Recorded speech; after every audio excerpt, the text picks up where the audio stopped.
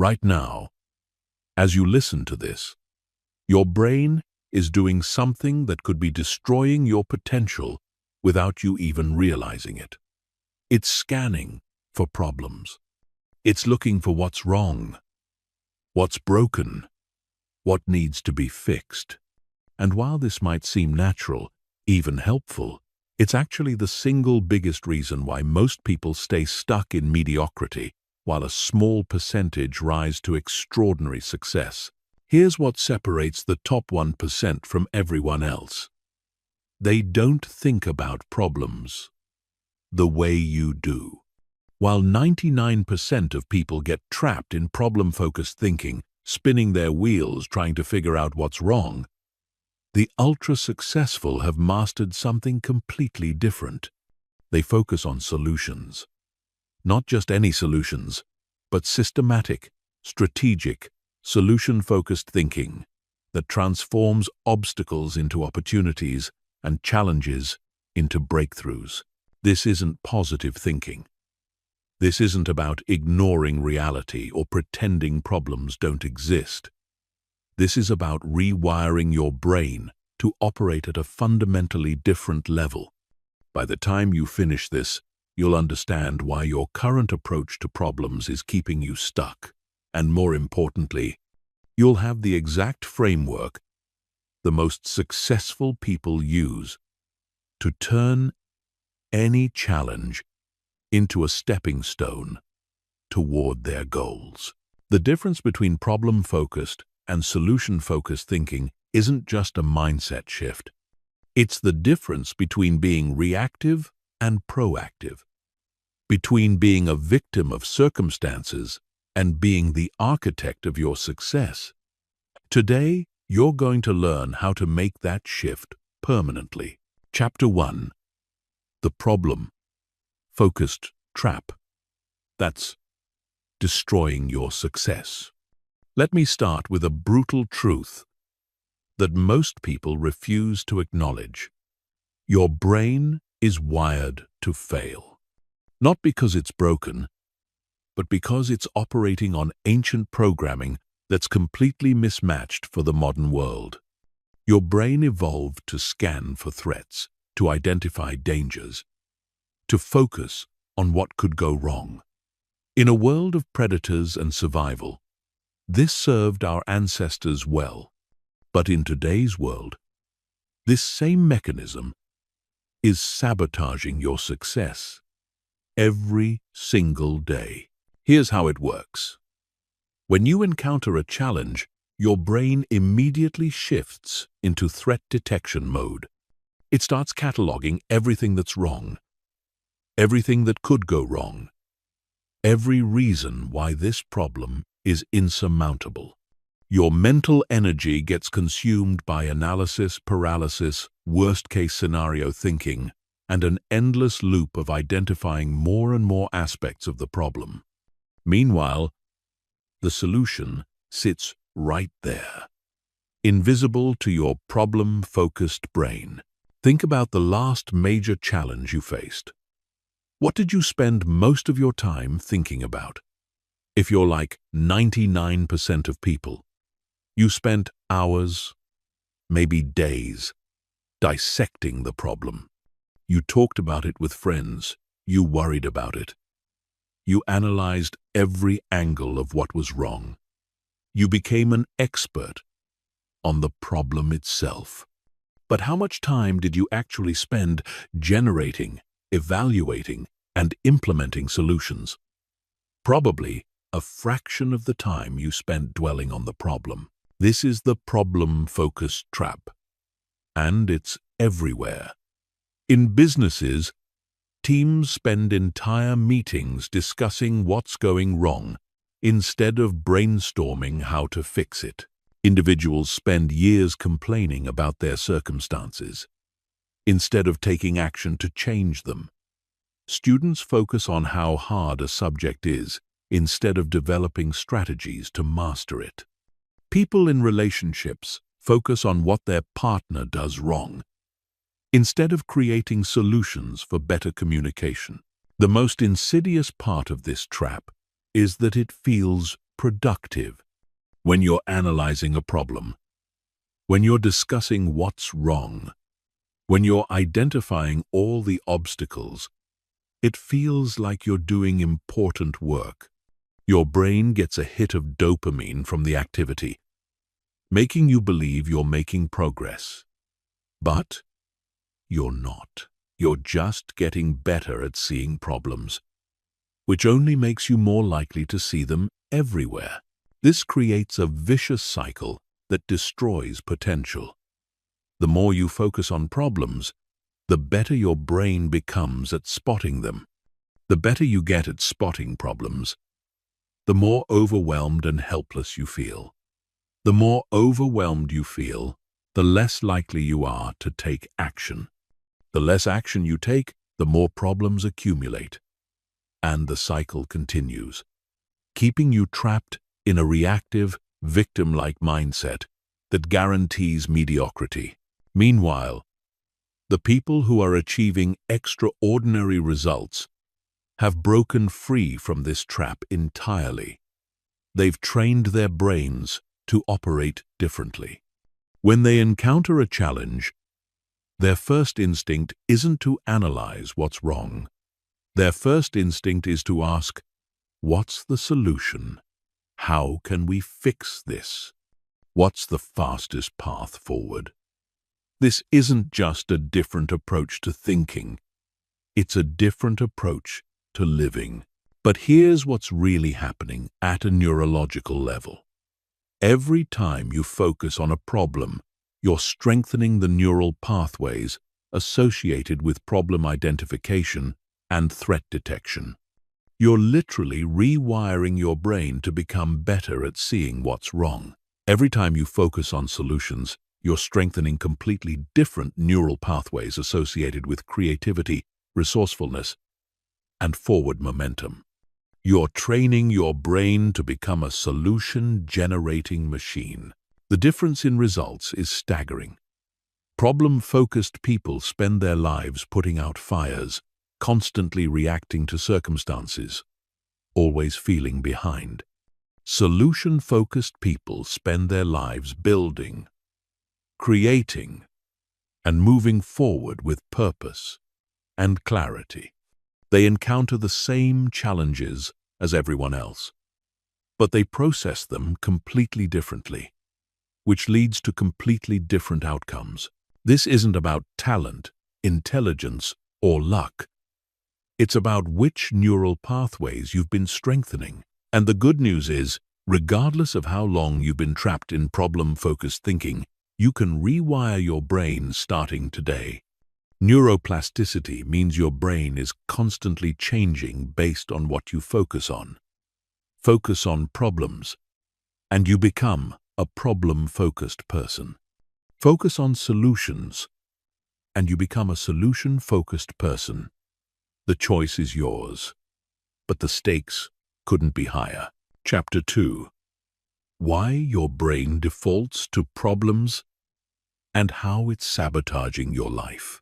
To understand why shifting to solution-focused thinking is so powerful, you need to understand exactly why your brain defaults to problems in the first place.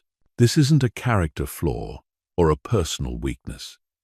This is hardwired biology that served a purpose for thousands of years, but is now actively working against your success. Once you understand the mechanism, you can begin to override it. Your brain operates on what psychologists call a negativity bias. This means your brain gives significantly more weight to negative information than positive information. Studies show that it takes approximately 5 positive experiences to counterbalance 1 negative experience in your brain. Your brain is literally designed to pay more attention to what's wrong than what's right, what's dangerous than what's safe, what's broken than what's working. From an evolutionary perspective, this made perfect sense. The human who noticed the rustling bush and assumed it was a predator lived longer than the human who assumed it was just the wind. The person who focused on potential threats and problems had a better chance of survival than the person who ignored them. Your ancestors who made it through thousands of years of danger and passed on their genes were the ones with highly developed threat detection systems. But here's the problem. Your brain can't tell the difference between a saber-toothed tiger and a work deadline. It can't distinguish between a life-threatening predator and a difficult conversation with your boss. Your threat detection system treats every challenge as if it's a matter of life and death, flooding your system with stress hormones and triggering the same fight-or-flight response that helped your ancestors survive actual threats. This creates what researchers call the problem-focused loop. When your brain perceives a threat or challenge, it immediately shifts into hypervigilant mode, scanning for every possible danger, every potential obstacle, every way things could go wrong. This was useful when the threat was external and immediate, like a predator that needed to be avoided. But when the threat is internal or complex, like a career challenge or relationship issue, this same mechanism becomes counterproductive. Instead of helping you escape danger, it traps you in endless loops of worry, analysis, and problem identification. Your brain becomes so focused on cataloging everything that's wrong that it has no mental resources left for creativity, innovation, or solution generation. You become an expert on the problem but remain clueless about the solution. This is compounded by what psychologists call confirmation bias. Once your brain decides something is a problem, it starts looking for evidence to confirm that belief. It filters reality to show you more evidence of the problem, while filtering out potential solutions. If you believe your job is terrible, your brain will notice every negative aspect of your work environment while ignoring the positive aspects. If you believe a relationship is failing, your brain will focus on every conflict while overlooking moments of connection and compatibility.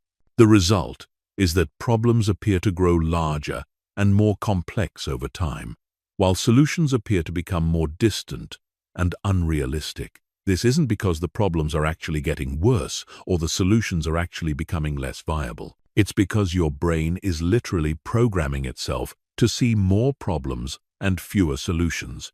Modern society makes this even worse. We're constantly bombarded with problem-focused information. News media makes money by highlighting what's wrong with the world. Social media algorithms promote content that triggers emotional responses, which usually means content that makes you angry, worried, or upset. Even well-meaning conversations with friends often turn into problem-focused discussions where everyone takes turns sharing what's going wrong in their lives. This creates an environment where problem-focused thinking is not only normal, but actively reinforced by everything around you. You're swimming in a sea of problem-focused information, and your brain is absorbing all of it, becoming more and more skilled at identifying what's wrong while losing its ability to generate solutions. But here's what the top 1% understand that others don't. This is all programming, and programming can be changed. Your brain's default mode isn't permanent. With conscious effort and the right techniques, you can override your biological programming and train your brain to default to solution-focused thinking instead. The key is understanding that your brain is like a muscle. Whatever you exercise gets stronger. If you exercise problem identification, you become incredibly good at spotting problems. If you exercise solution generation, you become incredibly good at creating solutions. The neural pathways you use most frequently become your brain's default mode of operation. This means that every time you catch yourself focusing on a problem and consciously redirect your attention to potential solutions, you're doing more than just solving that particular challenge. You're literally rewiring your brain to become more solution-focused in general. You're building mental muscle that will serve you in every area of your life. The people who achieve extraordinary results haven't eliminated challenges from their lives. They've simply trained their brains to process challenges differently. Instead of getting stuck in problem analysis, they immediately shift to solution generation. Instead of becoming experts on what's wrong, they become experts on what's possible. This single shift changes everything. Chapter 3. The solution-focused mindset that separates winners from everyone else. Now that you understand why your brain defaults to problems, let's talk about what separates the ultra-successful from everyone else. The solution-focused mindset.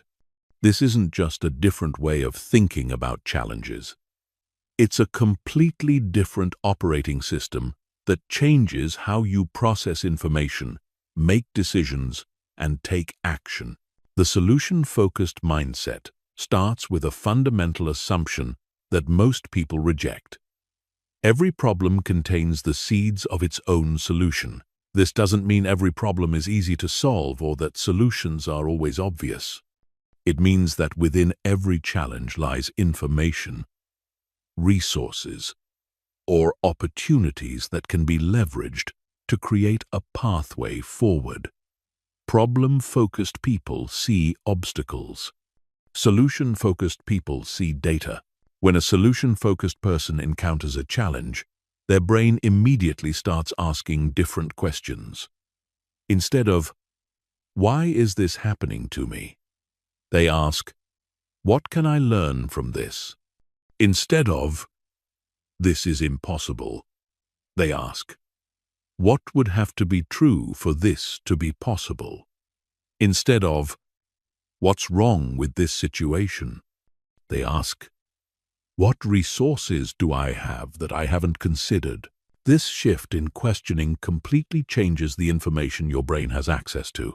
Your brain is essentially a search engine, and the questions you ask determine what results you get. Ask problem-focused questions, and your brain will search for and deliver problem-focused answers. Ask solution-focused questions, and your brain will search for and deliver solution-focused answers.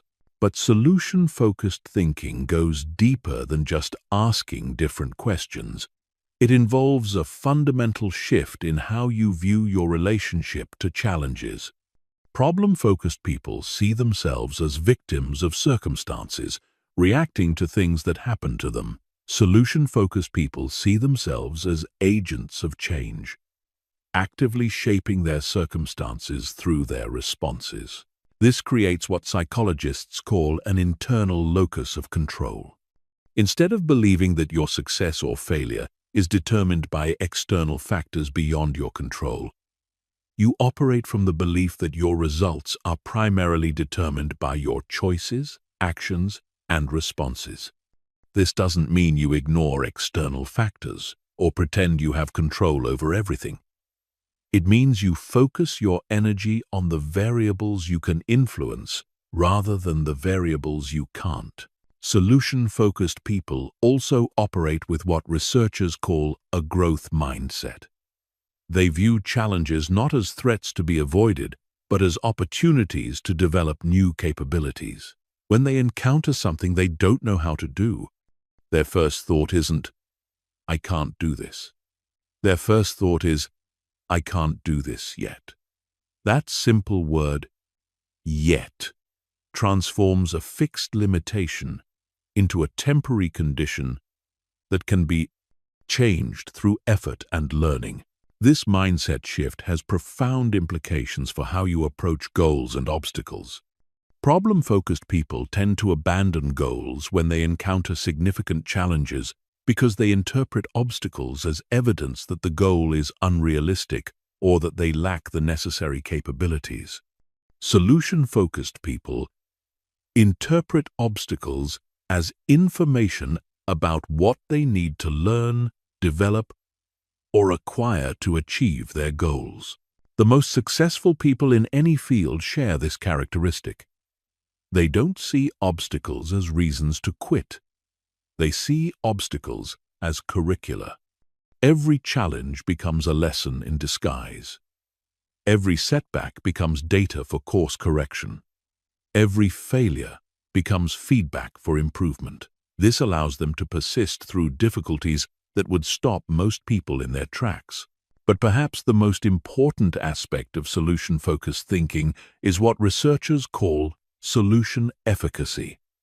The belief that solutions exist and that you have the capability to find them. This isn't blind optimism or wishful thinking. It's a practical assumption based on evidence. Throughout human history, people have consistently found ways to solve problems that initially seemed impossible. Every technology you use, every convenience you enjoy, every system that makes your life easier exists because someone refused to accept that a problem was unsolvable. The airplane exists because the Wright brothers didn't accept that human flight was impossible. The internet exists because computer scientists didn't accept that global communication was too complex. Every breakthrough in human history started with someone who maintained solution efficacy in the face of apparent impossibility. Solution-focused people understand that the vast majority of limitations are temporary and contextual, not permanent and absolute. They know that impossible usually just means we haven't figured out how to do it yet. They approach challenges with curiosity rather than resignation, with resourcefulness rather than helplessness. This creates a completely different emotional relationship to challenges.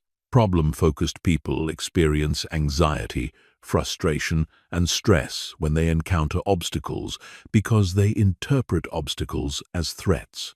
Solution-focused people experience excitement, curiosity, and motivation when they encounter obstacles because they interpret obstacles as puzzles to be solved.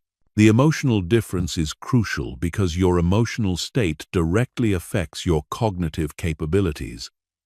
When you're stressed and anxious, your brain's executive functions are impaired. You have less access to creativity, innovation, and complex problem-solving. When you're excited and curious, your brain operates at peak performance. You have full access to your creative and analytical capabilities. This means that solution-focused people don't just think differently about problems. They literally have access to better mental resources for solving them. Their mindset creates a positive feedback loop where challenges enhance rather than diminish their problem-solving capabilities. Chapter 4. The Solution Focus Framework that Guarantees Results. Understanding the mindset is just the beginning. To actually transform how you approach challenges, you need a systematic framework that you can apply to any situation. The most successful people don't just happen to think about solutions. They have specific, repeatable processes that automatically direct their attention towards solutions and away from problems. This framework consists of 5 sequential steps that take you from problem identification to solution implementation. Each step is designed to counteract your brain's natural tendency to get stuck in problem analysis, and instead redirect your mental energy toward productive action. Step 1 is problem acknowledgement without problem immersion. This is a crucial distinction that most people miss. You can't solve a problem you don't acknowledge, but you also can't solve a problem you're drowning in.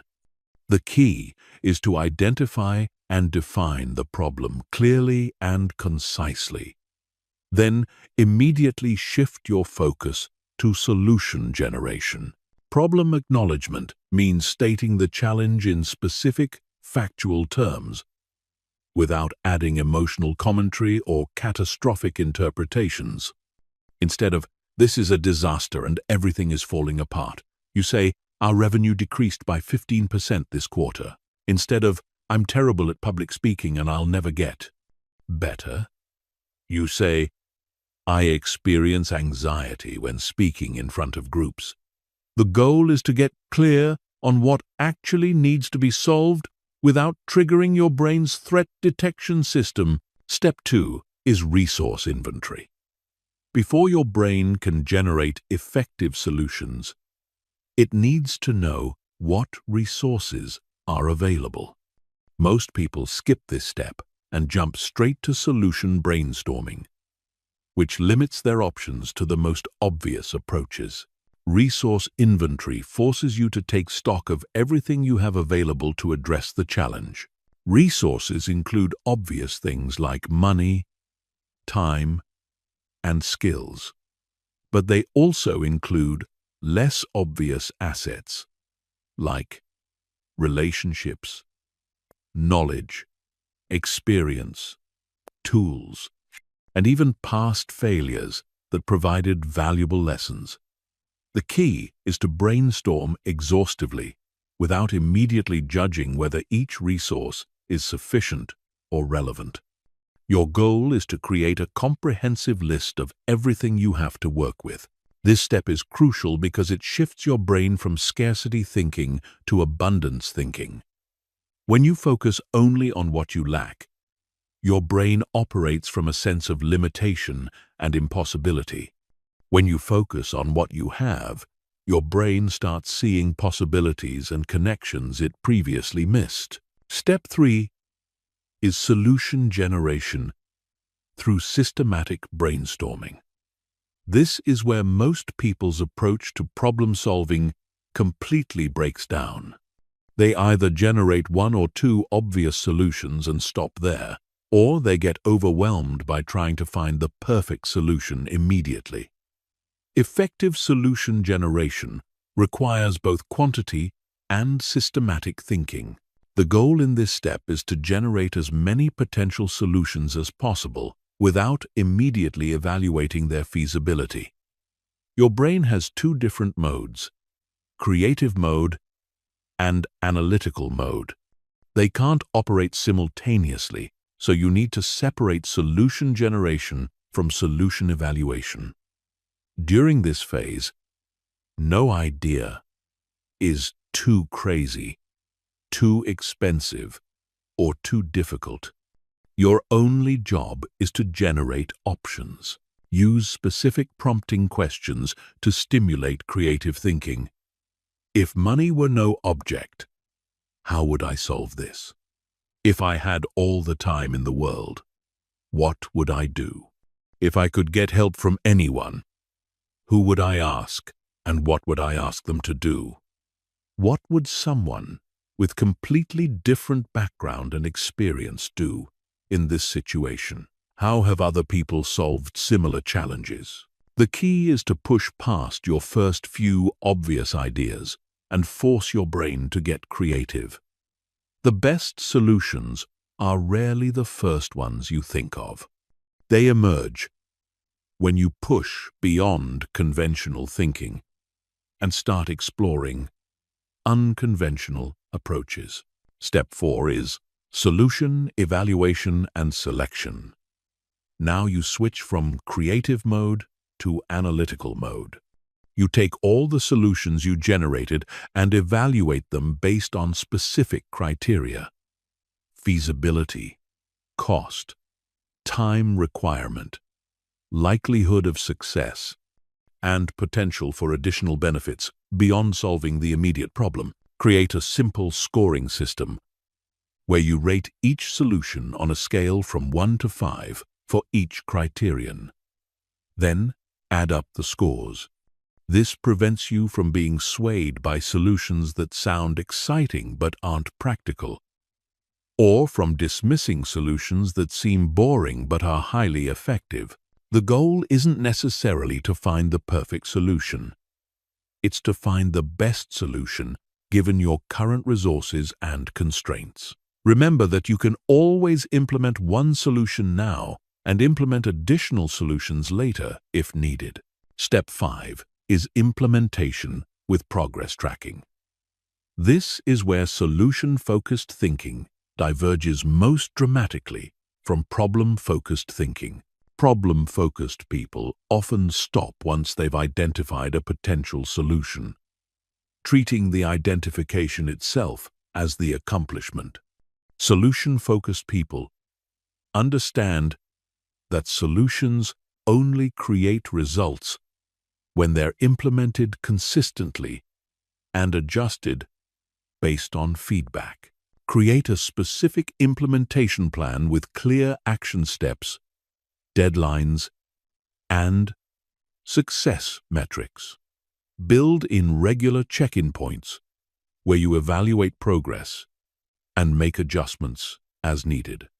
Most solutions require iteration and refinement, so treat your initial implementation as an experiment rather than a final answer. Track both outcome metrics and process metrics. Outcome metrics tell you whether the solution is working. Process metrics tell you whether you're implementing the solution consistently. Both types of feedback are crucial for continuous improvement. This framework transforms problem-solving from a chaotic, emotional process into a systematic, strategic process.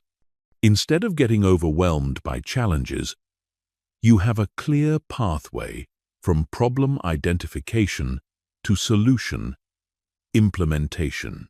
Instead of spinning your wheels in analysis paralysis, you have a structured approach that maintains forward momentum. Chapter 5. Advanced Solution. Focused strategies for complex challenges. While the basic framework handles most everyday challenges, complex problems require advanced strategies. These are the techniques that separate good problem solvers from extraordinary ones. They're the methods that allow you to tackle challenges that seem impossible and find solutions that others miss entirely. The first advanced strategy is systems thinking. Most people approach problems as isolated incidents, but complex challenges are usually symptoms of larger systemic issues. Solution-focused people learn to zoom out and examine the broader system to find leverage points where small changes can create large improvements. Systems thinking starts with mapping the relationships between different elements of a problem. Instead of asking, "What's wrong with this specific situation?" you ask, "What patterns, processes, or structures are creating this type of situation repeatedly?" Instead of treating symptoms, you identify and address root causes. For example, if you're consistently missing deadlines, a surface-level solution might be working longer hours. A systems thinking approach would examine your entire workflow: how you estimate time requirements, how you prioritize tasks, how you handle interruptions, how you manage energy levels throughout the day. The solution might involve changing your estimation process, redesigning your workspace, or establishing new boundaries with colleagues. Systems thinking often reveals that what appears to be a resource problem is actually a design problem. You don't need more time. You need better systems for managing time. You don't need more money. You need better systems for generating and managing money. You don't need more willpower. You need better systems that require less willpower. The second advanced strategy is constraint theory. This comes from the principle that every system is limited by its weakest link. Instead of trying to improve everything simultaneously, you identify the single constraint that's limiting your entire system and focus all your resources on eliminating that constraint. This requires honest analysis of where your bottlenecks actually exist. Most people assume their constraints are external, things like lack of money, time, or opportunities. But often the real constraints are internal, limiting beliefs, inadequate skills, poor systems, or ineffective habits. Once you identify your primary constraint, you apply what researchers call constraint elevation. You either improve the constraint's capacity or you restructure your system so that constraint is no longer the limiting factor. Sometimes this means developing new capabilities. Sometimes it means delegating or outsourcing. Sometimes it means changing your approach entirely. The power of constraint theory is that it prevents you from wasting energy on improvements that don't actually matter. If your constraint is lead generation, improving your sales presentation won't significantly impact your results. If your constraint is time management, learning advanced marketing techniques won't help. By focusing exclusively on your true constraints, you maximize the impact of your efforts. The third advanced strategy is solution stacking. Instead of looking for single solutions to complex problems, you combine multiple smaller solutions that work synergistically. This approach recognizes that complex challenges often require multifaceted responses. Solution stacking starts with breaking complex problems into smaller, more manageable components. Instead of trying to solve, "I want to build a successful business," you break it down into specific challenges: market research, product development, customer acquisition, operations management, financial planning. Each component can then be addressed with targeted solutions. The key is to look for solutions that address multiple components simultaneously. The best solutions often create positive spillover effects that improve several areas at once. For example, creating high-quality content for your business might simultaneously address customer education, brand building, lead generation, and search engine optimization. Solution stacking also involves sequencing your solutions strategically. Some solutions create prerequisites for other solutions. Some solutions compound when implemented together. By thinking strategically about the order and combination of your solutions, you can create momentum that accelerates your progress. The fourth advanced strategy is solution modeling. Instead of starting from scratch, you study how others have solved similar problems and adapt their approaches to your specific situation. This dramatically reduces the time and energy required to generate effective solutions. Solution modeling involves identifying people or organizations that have successfully addressed challenges similar to yours. You study their strategies, processes, and decision-making frameworks. You identify the principles behind their success and adapt those principles to your context. The key is to focus on principles rather than tactics. Tactics are specific actions that work in specific situations. Principles are underlying truths that can be applied across different contexts. For example, the specific marketing tactics that work for a software company might not work for a restaurant, but the principles of understanding your customer, creating value, and building trust apply universally. Solution modeling also involves studying failures, not just successes. By understanding what doesn't work and why, you can avoid costly mistakes and identify potential pitfalls before you encounter them. The fifth advanced strategy is solution evolution. This recognizes that the best solutions often emerge through iteration rather than perfect initial design. Instead of trying to find the perfect solution immediately, you implement good enough solutions and improve them based on real-world feedback. Solution evolution starts with rapid prototyping. Creating quick, low-cost versions of potential solutions that allow you to test your assumptions and gather data. Instead of spending months planning the perfect approach, you spend days or weeks testing imperfect approaches and learning from the results. This approach is particularly powerful for complex challenges where you can't predict all the variables in advance.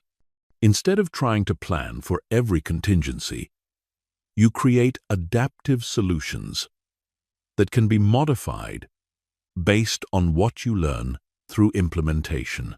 Solution evolution also involves building feedback loops into your solutions.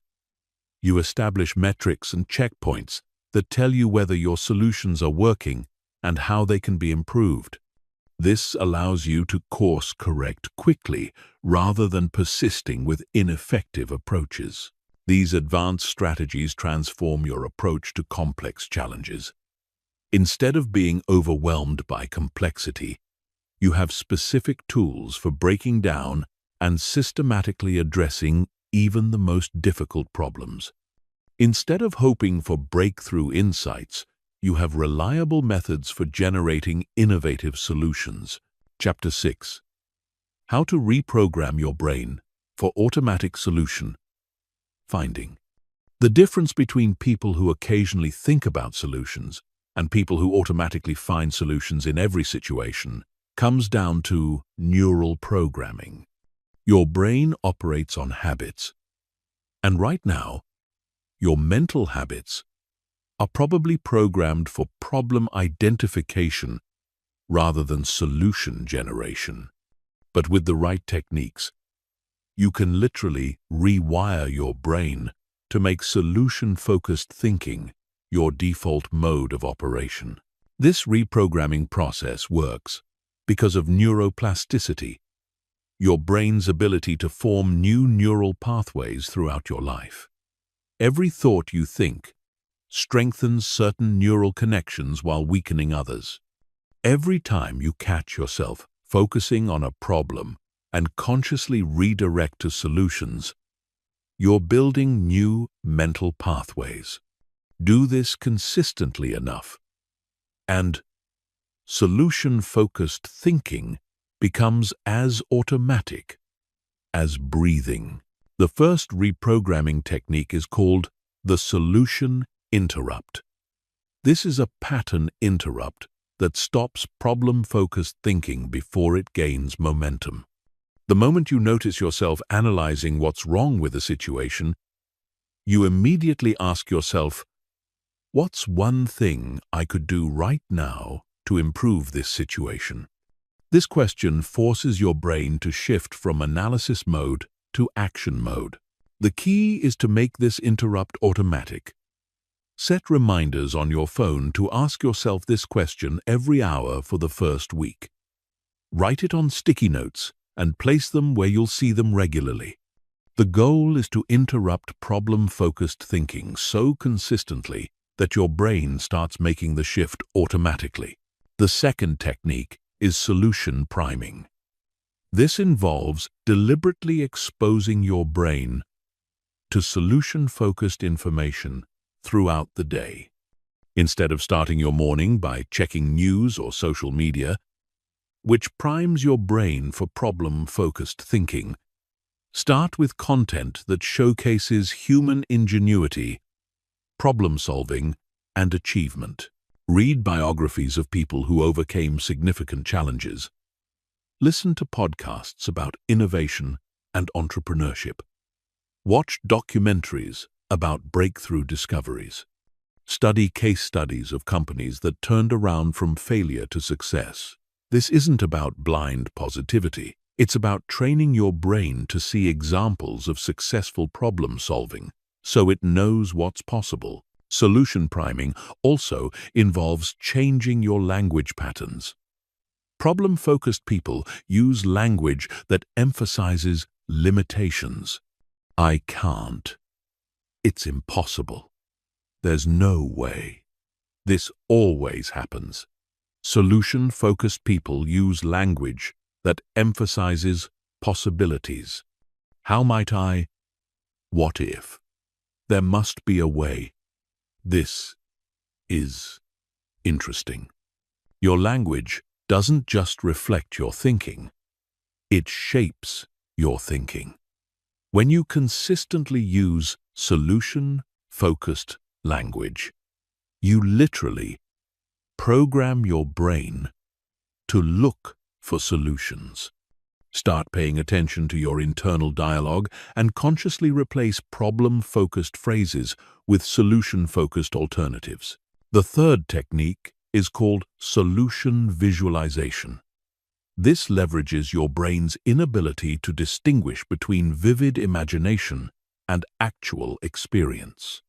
When you visualize yourself successfully solving problems, your brain strengthens the same neural pathways that would be activated if you were actually solving those problems. Spend 5 minutes each day visualizing yourself encountering a challenge and smoothly transitioning into solution mode. See yourself staying calm and confident. Hear yourself asking the right questions. Feel the satisfaction of implementing an effective solution. Make the visualization as detailed and emotionally engaging as possible. The more you practice this mental rehearsal, the more natural, solution-focused thinking becomes in real situations. Your brain has already practiced the pattern, so it knows exactly what to do when you encounter actual challenges. The fourth technique is environmental design. Your physical environment constantly influences your mental state, usually without your conscious awareness. Solution-focused people design their environments to trigger solution-focused thinking automatically. This might mean surrounding yourself with reminders of past successes, keeping solution-focused books visible, or displaying quotes that reinforce resourcefulness and creativity. Remove environmental triggers that promote problem-focused thinking. Negative news, complainers, or reminders of past failures. Your digital environment is equally important. Curate your social media feeds to include people who share solutions, innovations, and positive examples of problem-solving. Unfollow accounts that consistently focus on problems without offering solutions.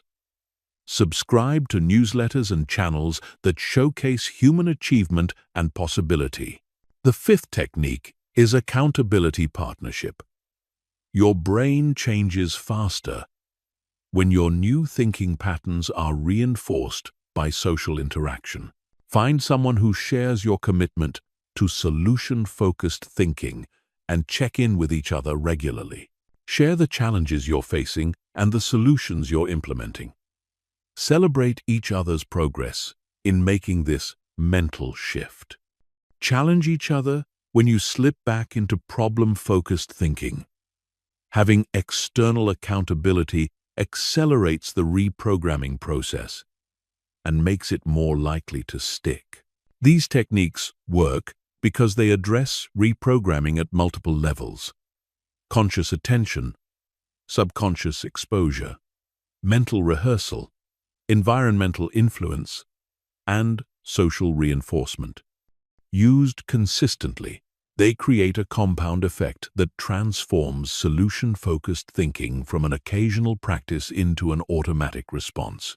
Chapter 7. The Art of Reframing Any Problem into an Opportunity.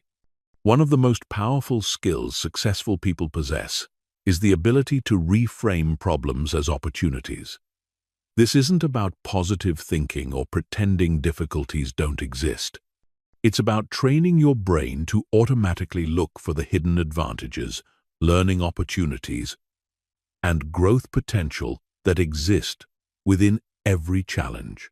Reframing works because every situation contains multiple interpretations, and the interpretation you choose determines your emotional response, your available options, and your likelihood of success. Problem-focused people automatically interpret challenges as threats, which triggers stress, narrows their thinking, and leads to defensive behavior. Solution-focused people automatically interpret challenges as opportunities, which triggers excitement, broadens their thinking, and leads to creative action. The first reframing technique is called the opportunity scan.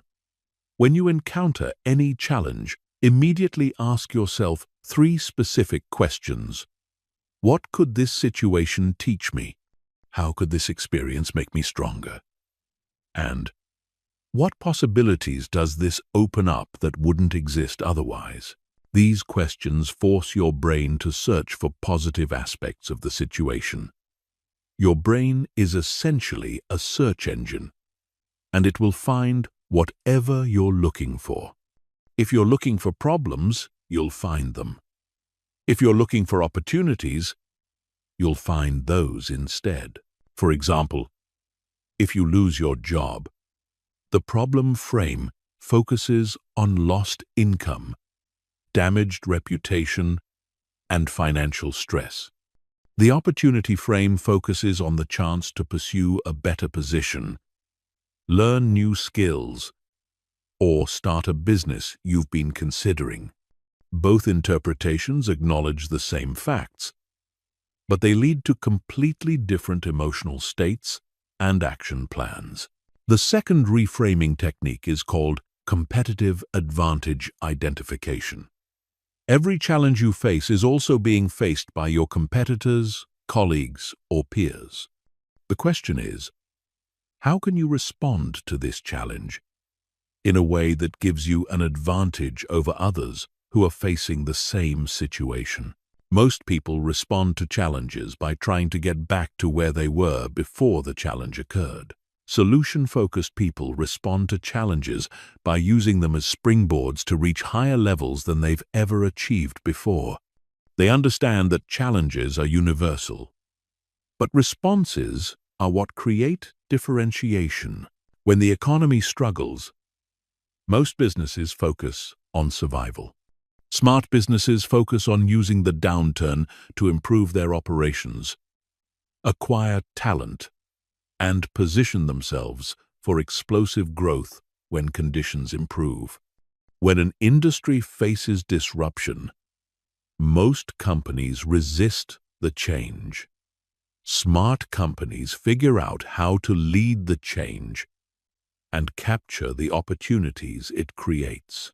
The third reframing technique is called resource expansion. Problem-focused people see challenges as depleting their resources. Solution-focused people see challenges as opportunities to develop new resources. Every problem you solve makes you stronger, smarter, and more capable of solving future problems. Think about the most difficult challenges you've overcome in your life. How did conquering those challenges change you? What capabilities did you develop? What confidence did you gain? What relationships did you build? What knowledge did you acquire? The resources you gained from overcoming those challenges probably far exceeded the resources you expended solving them. This perspective transforms your relationship with difficulty. Instead of seeing challenges as costs, you see them as investments. Instead of avoiding difficult situations, you actively seek out challenges that will help you grow. This shift alone dramatically accelerates your personal and professional development. The fourth reframing technique is called timing optimization. Problem-focused people see challenges as interruptions that occur at the worst possible times. Solution-focused people understand that the best time to develop new capabilities, strengthen relationships, and gain competitive advantages is often during challenging periods. Economic downturns create opportunities to acquire assets at discount prices. Industry disruptions create opportunities to establish new market positions. Personal setbacks create opportunities to reassess priorities and make necessary changes that you've been postponing. The key is recognizing that timing is often perfect, even when it doesn't feel that way. The fifth reframing technique is called story restructuring. Your brain makes sense of events by creating narratives, and the story you tell yourself about what's happening determines how you feel and what actions you take. Problem-focused people create victim stories where things happen to them. Solution-focused people create hero stories where they actively shape their outcomes.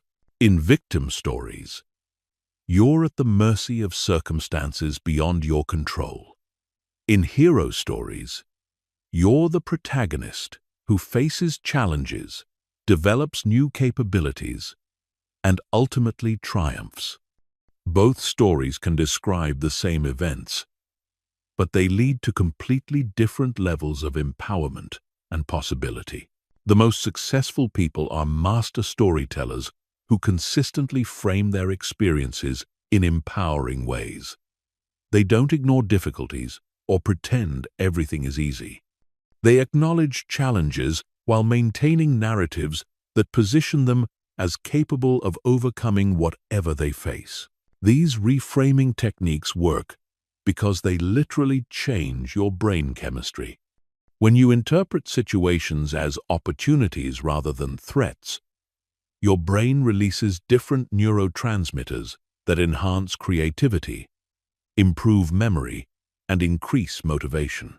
You gain access to mental resources that simply aren't available when you're in problem-focused mode. Chapter 8. Solution-focused communication that transforms relationships and results. Most people don't realize that the way they communicate about challenges either amplifies problems or accelerates solutions. Problem-focused communication creates drama, spreads negativity, and keeps everyone stuck in analysis paralysis. Solution-focused communication builds energy, generates ideas, and moves teams toward action. Master this distinction, and you'll transform every relationship and dramatically improve your results. The foundation of solution-focused communication is understanding that every conversation is either moving toward problems or moving toward solutions. There's no neutral ground. When you engage in problem-focused communication, you're training everyone involved to become better at seeing what's wrong. When you engage in solution-focused communication, you're training everyone to become better at seeing what's possible. The first principle of solution-focused communication is acknowledgement without amplification. You can acknowledge that problems exist without making them the focus of the conversation. Problem-focused communicators spend most of their time describing problems in detail, which amplifies the emotional impact and makes the problems seem larger and more overwhelming than they actually are. Solution-focused communicators acknowledge problems briefly and factually, then immediately shift the conversation to solution exploration. Instead of saying, "This is a disaster and I don't know how we're going to handle it," you say, "We have a challenge that needs our attention. Let's figure out how to address it." The difference in language might seem subtle, but the impact on everyone's mental state is profound. Problem-focused language triggers stress responses that impair thinking. Solution-focused language triggers curiosity and creativity that enhance thinking. The second principle is question design. The questions you ask determine where the conversation goes and what kind of thinking you stimulate in others. Problem-focused questions keep everyone focused on what's wrong. Why did this happen?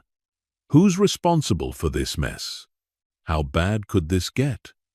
Solution-focused questions redirect attention to what's possible. What are our options? What resources do we have? What's worked in similar situations? Master solution-focused questioning, and you can redirect any conversation from problem analysis to solution generation. Instead of asking, "Why are our sales declining?" ask, What are 3 things we could do to increase sales? Instead of asking, why is this project behind schedule? Ask, what would need to happen to get back on track? The third principle is energy management. Problem-focused communication drains energy from everyone involved. People leave problem-focused conversations feeling overwhelmed, discouraged, and less capable than when they started. Solution-focused communication generates energy. People leave solution-focused conversations feeling empowered, motivated, and confident in their ability to handle challenges. This energy difference has practical implications for results. Teams with higher energy levels are more creative, more collaborative, and more persistent. They generate better ideas and implement them more effectively. By consistently using solution-focused communication, you literally increase the capacity of everyone around you. The fourth principle is assumption seeding. The assumptions underlying your communication shape how others think about what's possible. Problem-focused communicators embed assumptions of limitation. This is going to be really difficult. I'm not sure we can pull this off. There's probably no good solution. These assumptions become self-fulfilling prophecies that limit what people are willing to attempt. Solution-focused communicators embed assumptions of capability. We'll figure this out. There's definitely a way to handle this. We've solved tougher challenges before. These assumptions create psychological safety that allows people to think more creatively and take more intelligent risks. The fifth principle is momentum building. Problem-focused communication creates psychological momentum toward negativity and helplessness. Each problem that gets discussed in detail makes the next problem seem more serious. Solution-focused communication creates psychological momentum toward resourcefulness and action. Each solution that gets generated makes the next solution easier to find.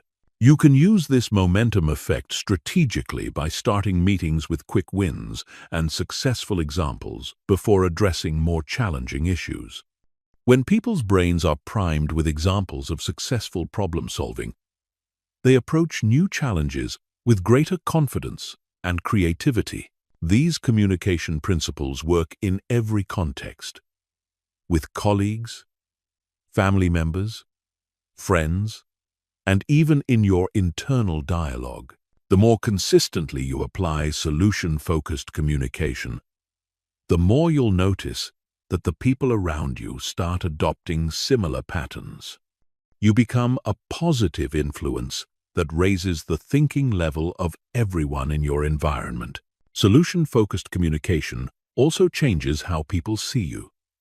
Instead of being known as someone who brings problems, you become known as someone who brings solutions. Instead of being the person people avoid when they're struggling, you become the person they seek out when they need help thinking through challenges. This shift in reputation creates opportunities that wouldn't exist otherwise. People want to work with solution-focused individuals because they make everything easier and more pleasant.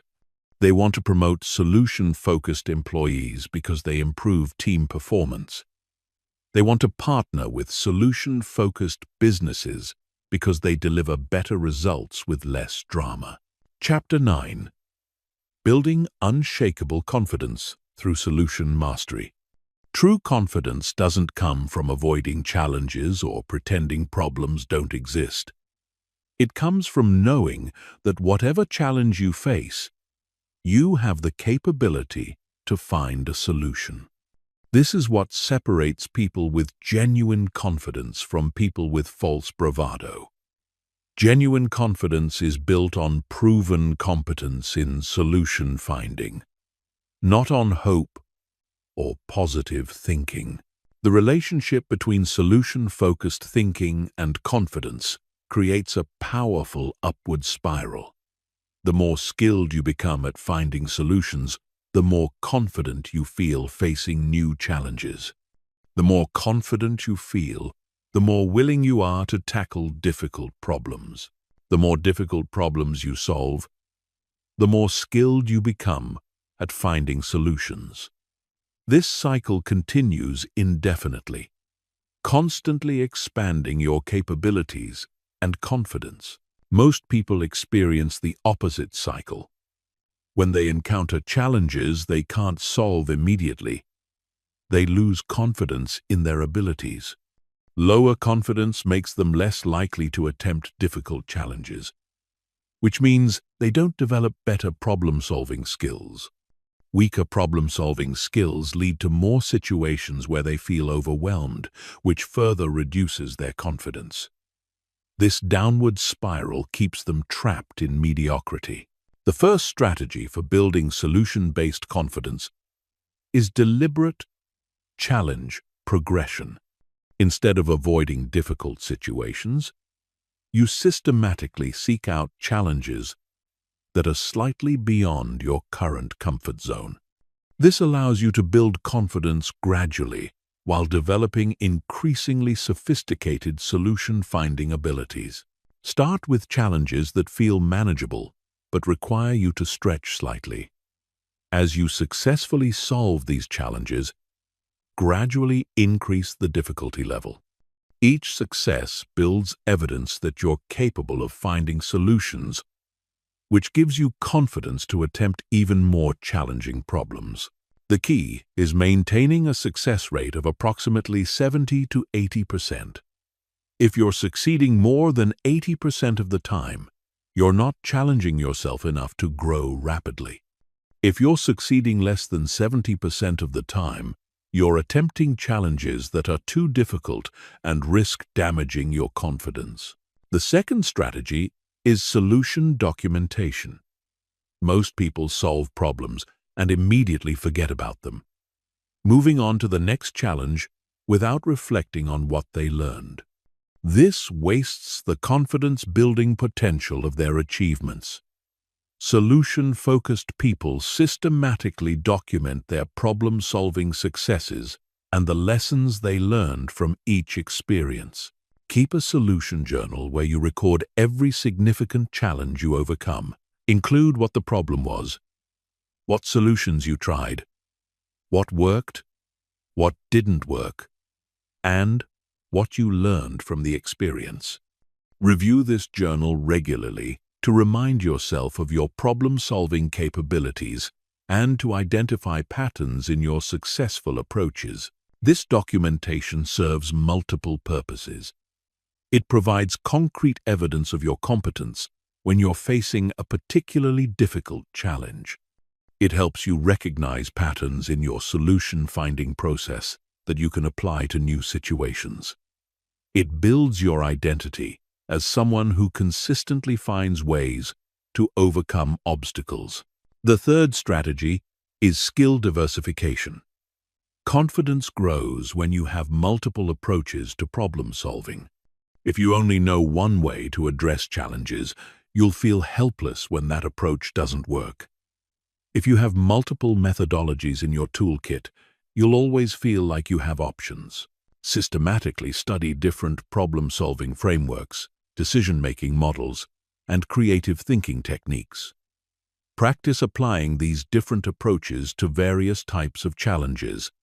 The goal isn't to become an expert in every methodology, but to have enough familiarity with different approaches that you can adapt your strategy based on the specific challenge you're facing. This diversification also prevents you from becoming overly attached to any single approach. When you have multiple tools available, you can remain flexible and experimental rather than rigid and defensive about your methods. The fourth strategy is failure recontextualization. Confident people don't avoid failure, they interpret failure differently. Instead of seeing failed solutions as evidence of incompetence, they see them as valuable data that brings them closer to effective solutions. This recontextualization transforms failure from a confidence destroyer into a confidence builder. Every failed solution eliminates one approach and provides information about what doesn't work in this particular situation. The more failed solutions you accumulate, the closer you get to finding the solution that will work. This perspective allows you to maintain confidence and motivation even when your initial attempts don't succeed. The most confident people in any field are usually the ones who have failed the most, because they've learned that failure is temporary, while the lessons from failure are permanent. They've developed the mental resilience to persist through multiple failed attempts without questioning their fundamental capabilities. The fifth strategy is teaching and mentoring. Nothing builds confidence in your solution-finding abilities like successfully helping others solve their problems.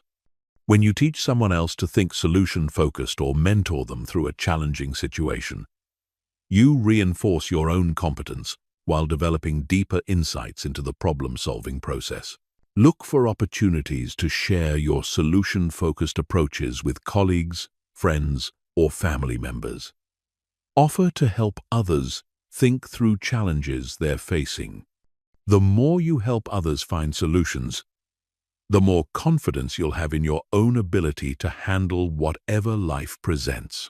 This strategy also expands your problem-solving experience without having to personally face every type of challenge. By helping others with their problems, you gain exposure to a wider variety of situations and solutions than you would encounter in your own life alone. Chapter 10. Advanced Mental Models for Impossible Problems.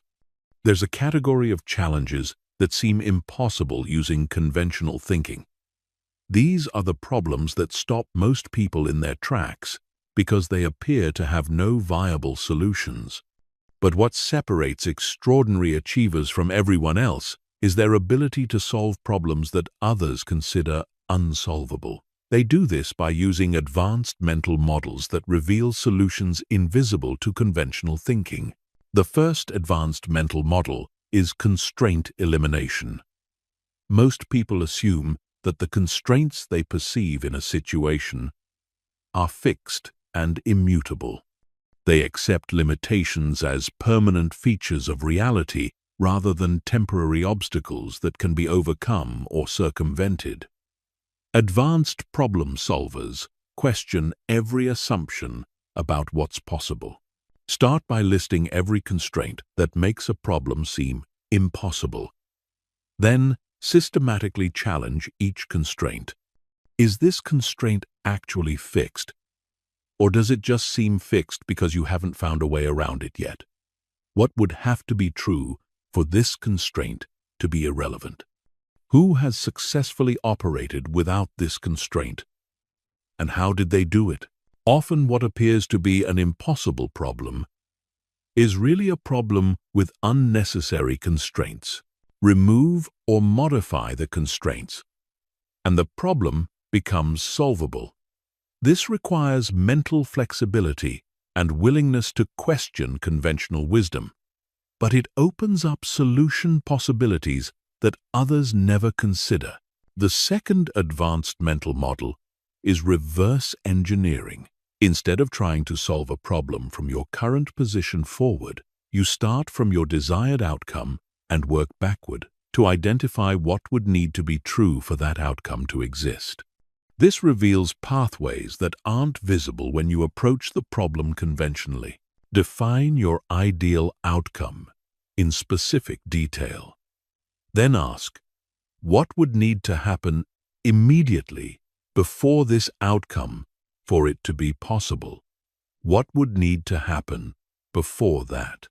Continue working backward until you reach something you can actually implement from your current position. This approach often reveals that impossible problems are actually sequences of very possible smaller problems. The challenge isn't that any individual step is impossible. It's that people can't see the complete pathway from where they are to where they want to be. The third advanced mental model is resource multiplication. Most people approach difficult problems by trying to acquire more resources. More money, more time, more people, more equipment.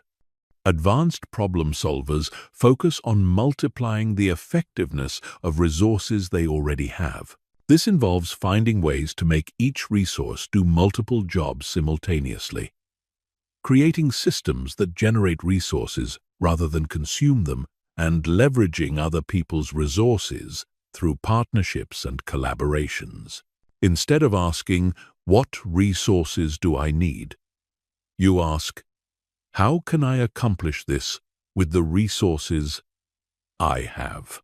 Resource multiplication often involves changing the rules of the game rather than playing the existing game better. Instead of competing for scarce resources, you create new categories where resources are abundant.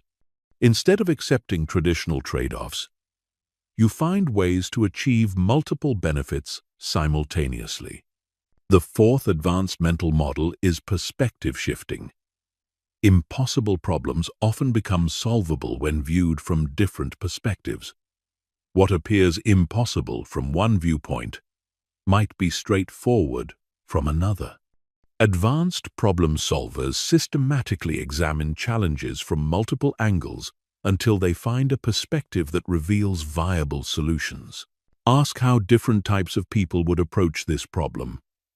How would an engineer solve it versus an artist, versus an entrepreneur versus a child? How would someone from a different culture approach it? How would someone from a different time period have handled it? How would someone with unlimited resources solve it versus someone with no resources at all?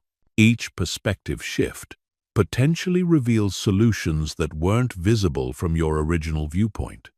The goal isn't to find the right perspective, but to collect multiple perspectives until you have enough solution possibilities to find one that works. The fifth advanced mental model is paradox integration. Some problems appear impossible because they seem to require contradictory solutions. Advanced problem solvers learn to hold paradoxes in tension rather than trying to resolve them immediately. They look for ways to satisfy apparently opposing requirements simultaneously.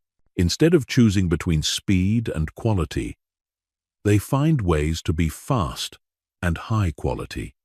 Instead of choosing between cost and features, they find ways to be inexpensive and feature-rich. Instead of choosing between growth and stability, they find ways to grow rapidly while maintaining stability. Paradox integration often requires creative redefinition of the problem itself. When you can't solve a problem as currently defined, sometimes the solution is to redefine the problem in a way that eliminates the contradictions. These advanced mental models work because they bypass the mental limitations that make problems appear impossible. They help you see beyond conventional constraints, discover hidden pathways, multiply your resources, shift your perspective, and integrate contradictions. Used consistently, they transform your relationship with difficulty from avoidance to excitement, because you know that every impossible problem is just a solution waiting to be discovered. Chapter 11. The solution-focused daily operating system that guarantees progress. Knowing how to think about solutions isn't enough. The difference between people who occasionally apply solution-focused thinking and people who consistently achieve extraordinary results comes down to having a daily operating system that makes solution-focused behavior automatic. This isn't about motivation or willpower. It's about designing your days so that every routine, every habit, and every decision point reinforces solution-focused thinking. Most people wake up each morning in reactive mode. They check their phones immediately. exposing their brains to a flood of problems, crises, and negative information before they've even gotten out of bed. They start their days by consuming other people's problems instead of focusing on their own solutions. This sets a problem-focused tone that influences their thinking for the entire day. Solution-focused people understand that the first hour of your day programs your brain for everything that follows. They protect this time fiercely and use it to prime their minds for solution-oriented thinking. Instead of immediately diving into problems, they invest the first part of their day in activities that strengthen their solution-finding capabilities. The first component of a solution-focused daily operating system is the morning solution session. This is a 15-minute ritual that prepares your brain to operate in solution mode throughout the day.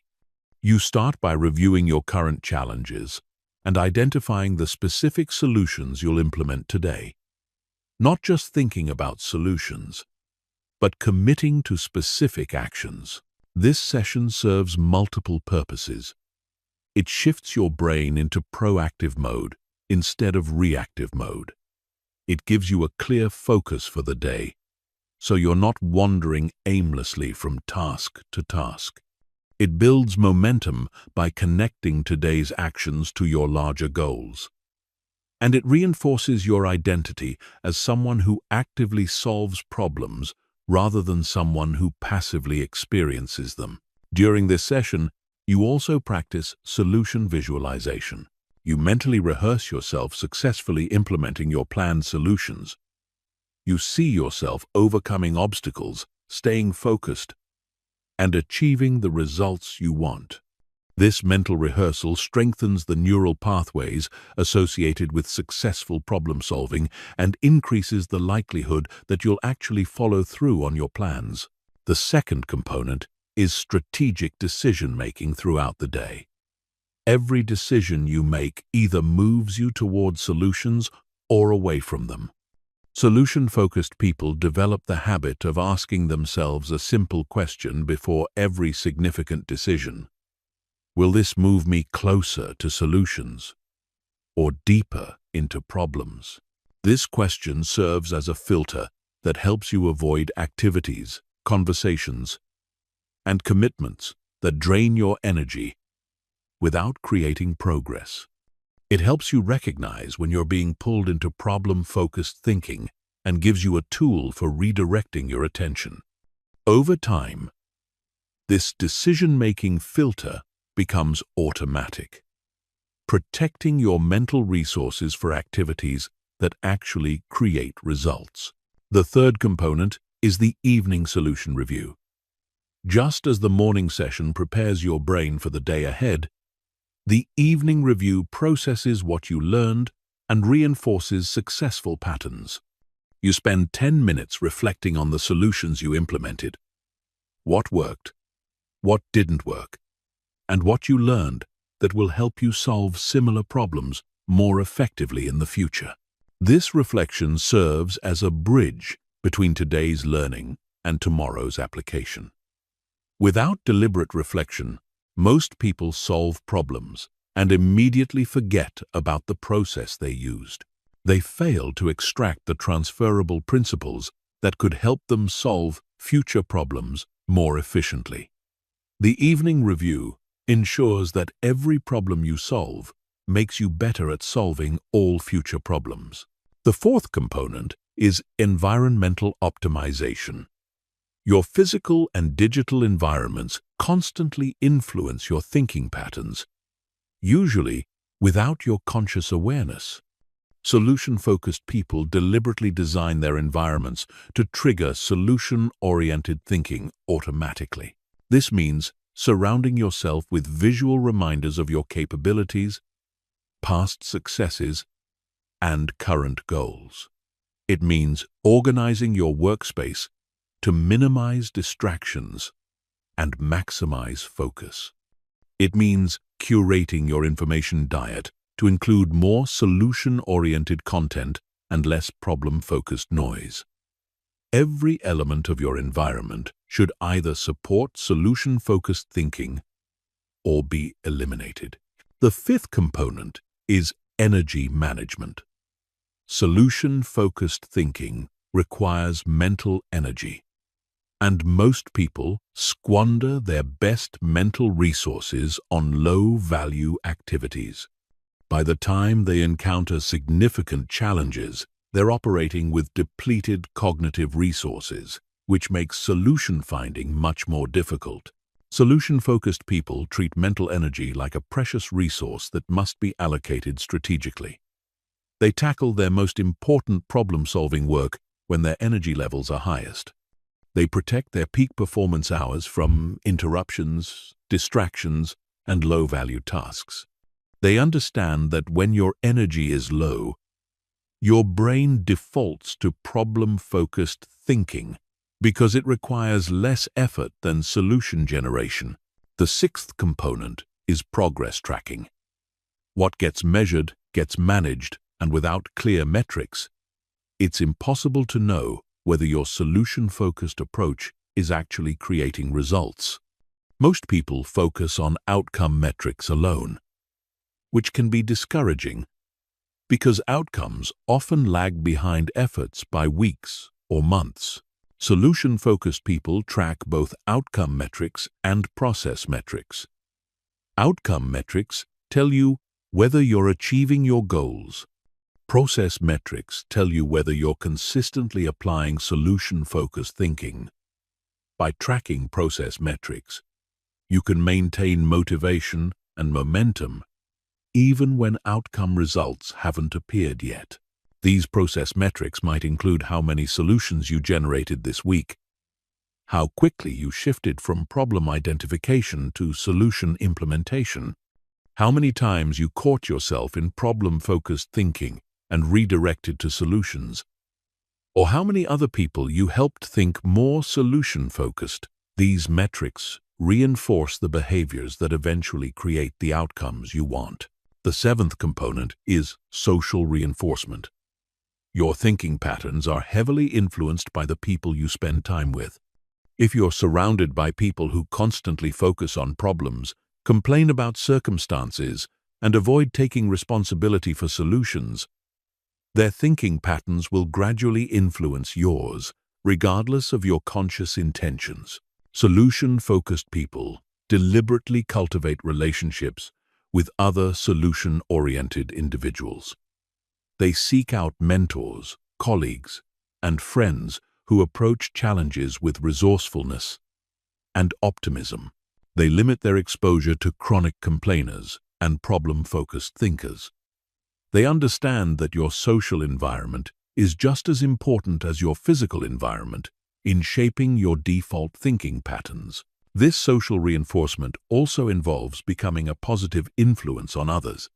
When you consistently demonstrate solution-focused thinking in your interactions, you not only reinforce your own patterns, but also encourage others to adopt similar approaches.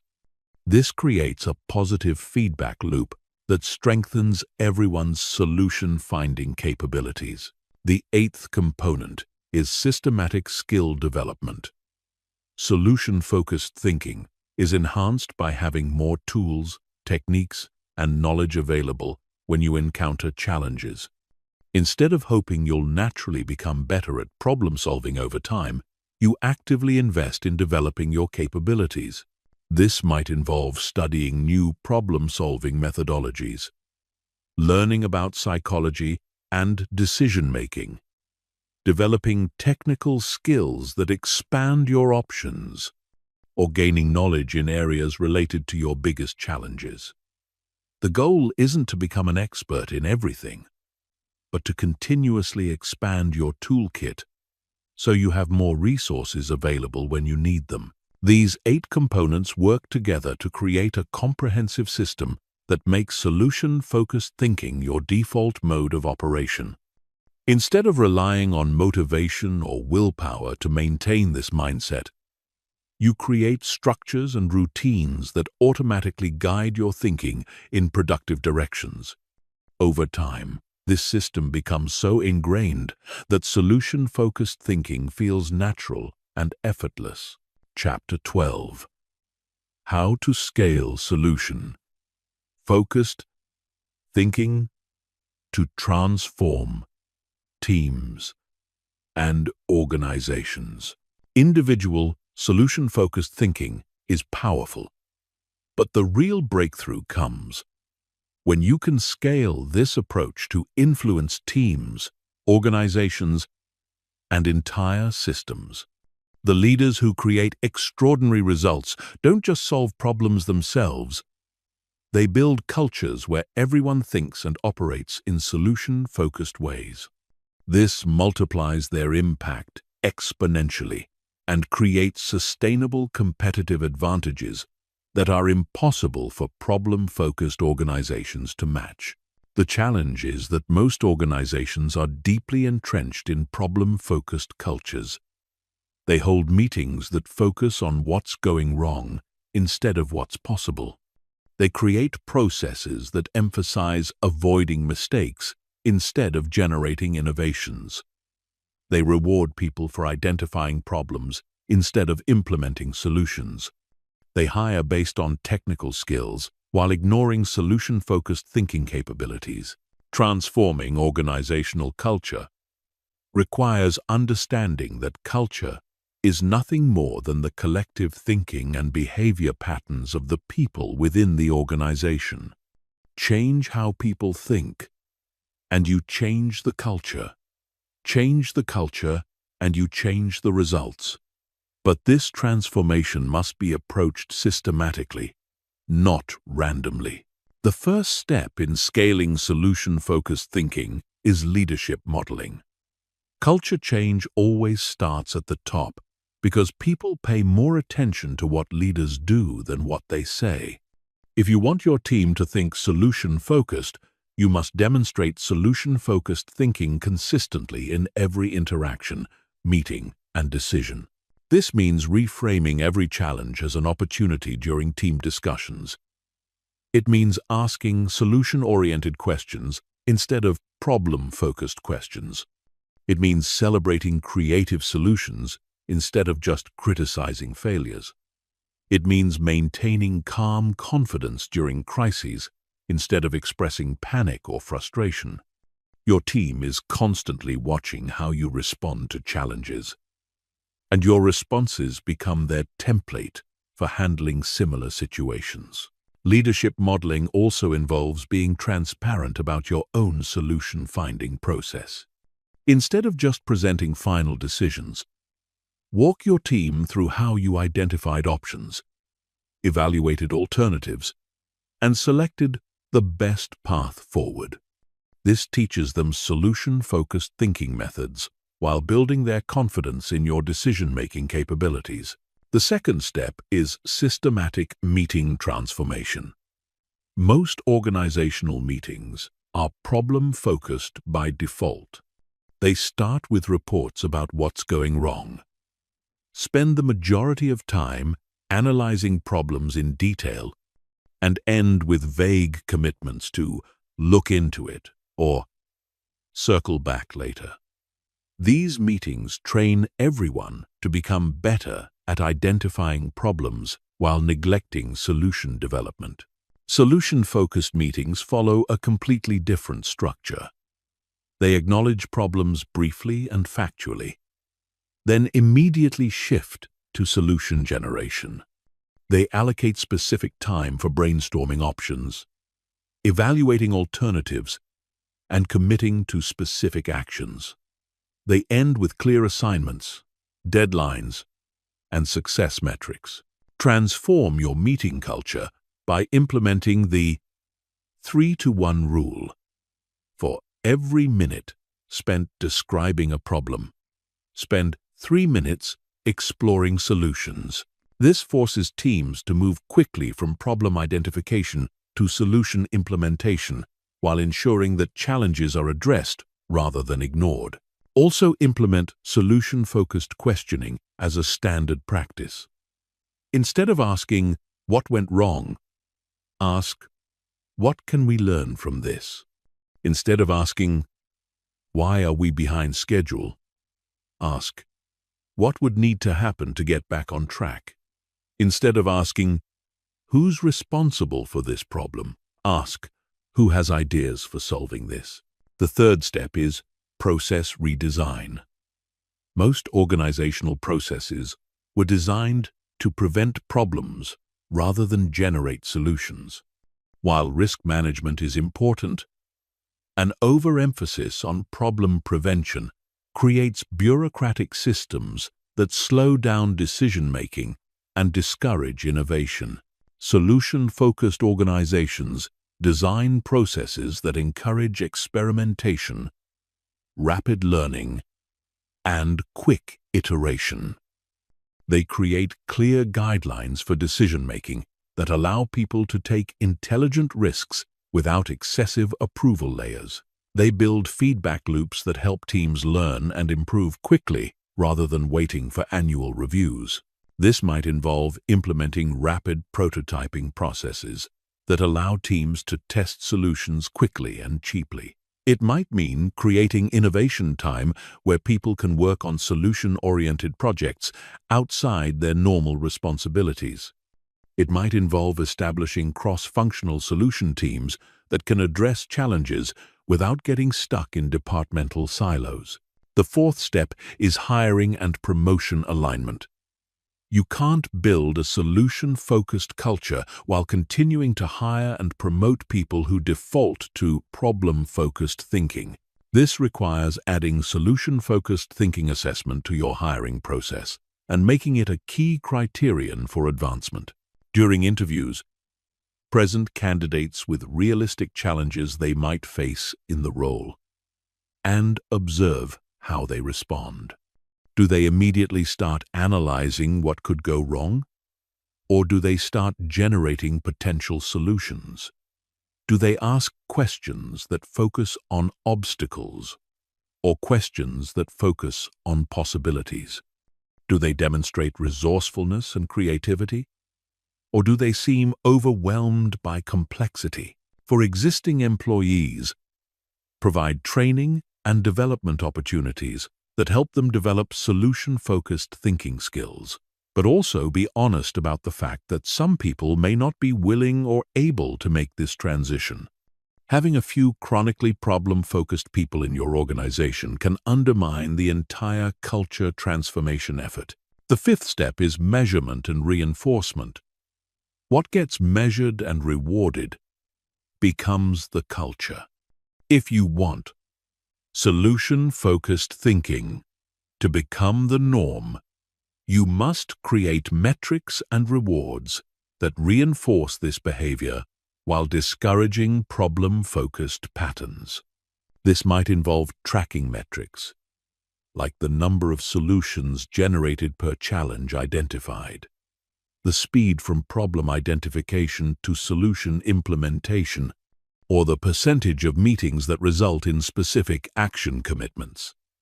You might implement recognition programs that celebrate creative problem-solving and innovative thinking. More importantly, you must stop rewarding problem-focused behaviors that many organizations accidentally encourage. Don't promote people just because they're good at identifying what's wrong. Don't give extra attention to departments that constantly need help solving crises. Don't celebrate employees who work excessive hours to fix problems that could have been prevented with better systems. The sixth step is creating solution-sharing systems. One of the most powerful ways to reinforce solution-focused thinking is to make successful solutions visible throughout the organization. When someone develops an effective solution to a challenge, that knowledge should be captured and shared so others can benefit from it. This might involve regular solution-sharing meetings where teams present successful approaches to challenges they've overcome. It might mean creating internal documentation systems that make it easy to find and apply solutions that have worked in similar situations. It might involve establishing mentoring relationships where experienced, solution-focused employees help others develop these capabilities. The goal is to create an environment where solution finding becomes a collective capability rather than just an individual skill. When everyone in the organization has access to the best thinking and most effective approaches, the entire system becomes more capable and resilient. The seventh step is external partnership alignment. Your organization's culture is influenced not just by your employees, but also by your vendors, customers, and partners. If you're working with external parties who consistently operate in problem-focused ways, their patterns will gradually influence your internal culture. Evaluate your external relationships through a solution-focused lens. Do your vendors proactively suggest improvements and innovations? Or do they just respond to problems after they occur? Do your customers approach you with collaborative solution seeking, or do they primarily contact you to complain about problems? Do your business partners bring new opportunities and creative ideas? Or do they mostly focus on limitations and obstacles? Where possible, choose to work with external parties who share your commitment to solution-focused thinking. When you can't choose your external relationships, be intentional about maintaining your solution-focused culture despite exposure to problem-focused thinking from outside parties. These 7 steps work together to create organizational transformation that goes far beyond individual behavior change. When successfully implemented, they create environments where solution-focused thinking becomes the default mode of operation for everyone in the system. This leads to faster problem-solving, more innovation, higher employee engagement, and dramatically better results. Chapter 13. Mastering Solution. Focused Thinking Under Extreme Pressure and Crisis. Anyone can think about solutions when things are going well. The true test of solution-focused mastery comes during crises, emergencies, and high-pressure situations, when your brain's ancient survival programming tries to take control. These are the moments that separate people who occasionally apply solution-focused thinking from people who have truly mastered it as a way of life. During extreme pressure, your brain automatically activates what psychologists call the threat detection system. This floods your body with stress hormones, narrows your attention to immediate dangers, and impairs your ability to think creatively about solutions. Your brain literally reduces access to the neural networks responsible for innovation, long-term thinking, and complex problem-solving. This is why most people make their worst decisions during crises. But crisis situations also present the greatest opportunities for breakthrough solutions when normal approaches aren't working, when resources are limited, when time is short. Conventional thinking often proves inadequate.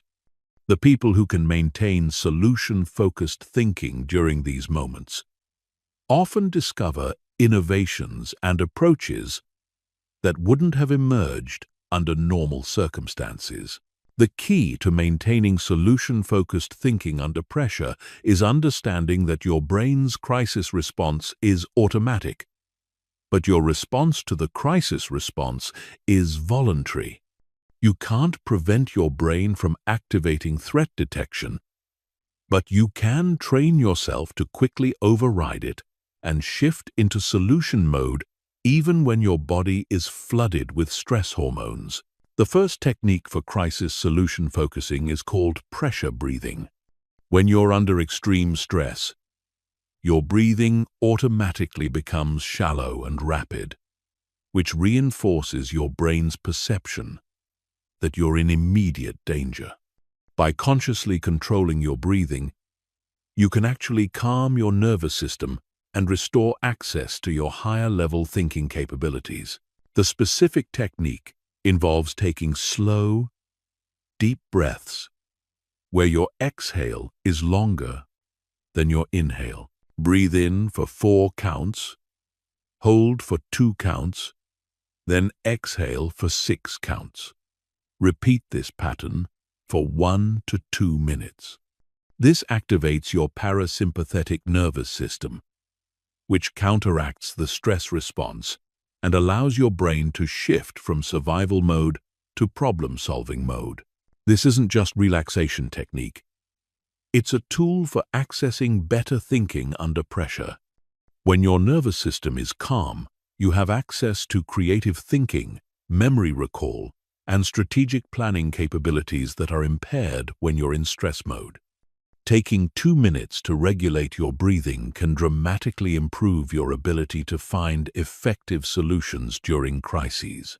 The second technique is called solution-focused situational assessment. Most people respond to crises by immediately focusing on everything that's wrong, which amplifies their stress and makes the situation seem even more overwhelming than it actually is. Solution-focused assessment involves a systematic process for gathering information without triggering additional stress responses. Start by identifying exactly what needs to be solved without adding emotional interpretation. Instead of, "This is a complete disaster and everything is falling apart," you assess, "Revenue decreased 30% and we need to reduce expenses by $50,000 this month." Focus on specific, factual information rather than catastrophic interpretations. Next, quickly inventory your available resources without dwelling on what you lack. What skills, knowledge, relationships, tools, and assets do you have access to right now? What has worked in similar situations before? Who could potentially help? What options exist that you haven't considered yet? This resource inventory shifts your brain from scarcity thinking to abundance thinking, even in challenging circumstances. The third technique is rapid solution iteration. During crises, you don't have the luxury of finding perfect solutions. You need to find workable solutions quickly and improve them as you go. This requires abandoning perfectionist thinking and embracing what researchers call satisficing. Finding solutions that are good enough to address the immediate need while creating space to develop better solutions later.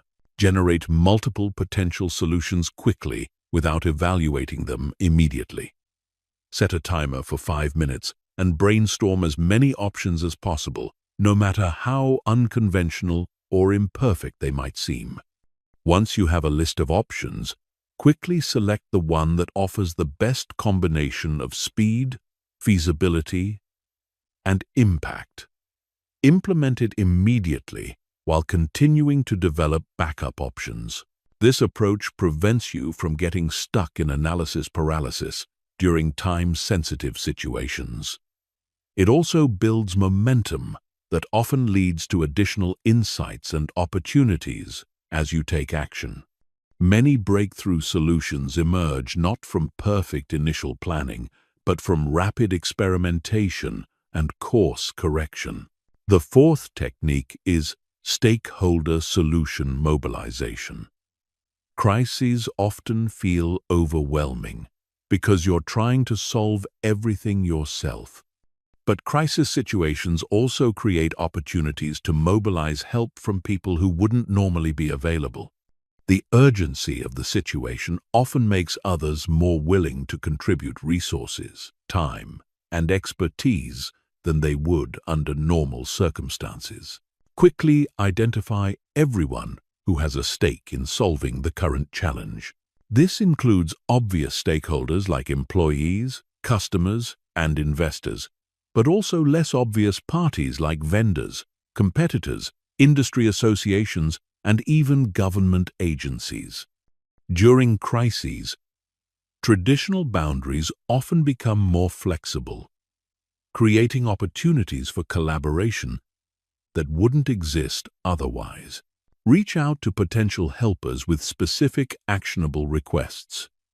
Instead of just explaining the problem and hoping for help, present clear options for how they could contribute. Make it easy for others to say yes by giving them specific ways to help that match their capabilities and interests. The fifth technique is learning acceleration. Every crisis contains valuable lessons that can help you prevent similar situations in the future or handle them more effectively if they occur again. But most people are so focused on just surviving the immediate challenge that they fail to extract these lessons systematically. During the crisis, keep brief notes about what you're learning, what approaches are working, what assumptions proved incorrect, what resources turned out to be more valuable than expected, what relationships provided unexpected help, what skills would have been most valuable to have before this crisis occurred. After the crisis passes, conduct a systematic after-action review. What were the early warning signs you could watch for in the future? What preventive measures could reduce the likelihood or impact of similar situations? What capabilities should you develop to handle these situations more effectively? What systems or processes need to be improved? The sixth technique is maintaining future focus. Crisis situations naturally pull your attention toward immediate problems and short-term survival. But the most effective crisis management involves simultaneously addressing immediate needs while positioning for long-term success. The decisions you make during crises often have implications that extend far beyond the immediate situation. Ask yourself, how can we handle this crisis in a way that actually strengthens our position for the future? What opportunities might emerge from this challenge that wouldn't exist otherwise? How can we use this situation to develop capabilities, relationships, or innovations that will serve us long after the crisis passes? This future-focused thinking prevents you from making desperate decisions that solve immediate problems but create bigger problems later. It also helps you identify opportunities for breakthrough improvements that often become visible only during challenging periods. These techniques work because they address the specific ways that pressure and stress interfere with solution-focused thinking. They help you maintain access to your full cognitive capabilities, even when your body is telling you to panic. They prevent you from making crisis-driven decisions that create more problems than they solve. And they position you to emerge from challenging situations stronger and more capable than when you entered them. Chapter 14. The Long-Term Mastery Path. Becoming a solution.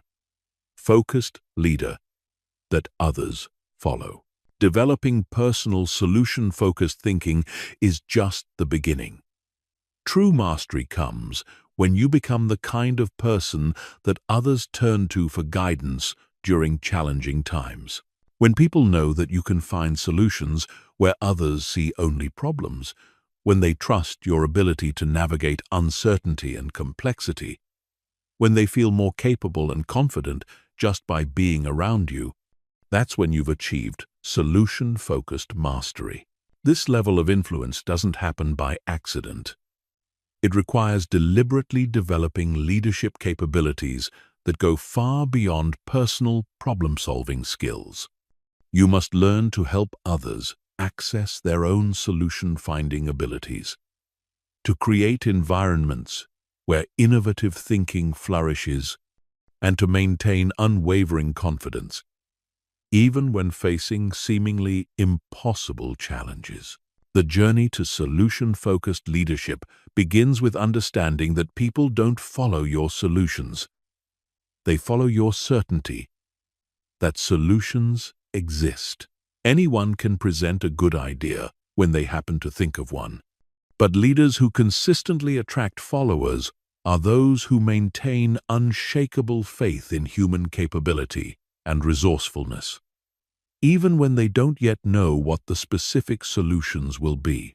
This certainty isn't based on arrogance or false confidence. It's based on deep understanding of human history, psychology, and potential. Throughout history, people have consistently found ways to solve problems that initially seemed impossible. Every technology you use, every system you benefit from, every convenience you enjoy, exists because someone refused to accept that a challenge was unsolvable. Solution-focused leaders understand this pattern and communicate it to others through their energy, language, and decision-making. They don't promise that solutions will be easy to find or quick to implement. They promise that solutions exist and that the team has the capability to find them if they approach the challenge systematically and persistently. The first element of solution-focused leadership is developing what researchers call solution efficacy in others. This is the belief that solutions are possible and that the individual has the capability to contribute to finding them. Most people have been conditioned to believe that significant problems require expert solutions from somewhere else. They've learned to feel helpless when facing complex challenges. Solution-focused leaders help people rediscover their own problem-solving capabilities. They do this by asking questions that guide people toward their own insights, rather than providing answers directly. Instead of solving problems for others, they help others become better at solving problems themselves. This builds long-term capability rather than creating dependency.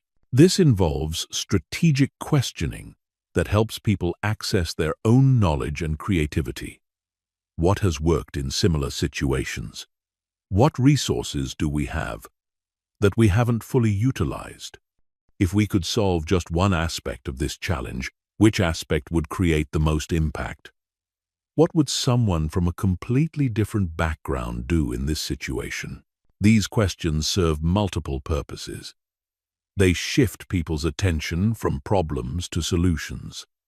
They help people realize they often know more than they initially thought. They encourage creative thinking by opening up new perspectives. And they build confidence by helping people experience success in solution finding. The second element is creating psychological safety for experimentation and failure.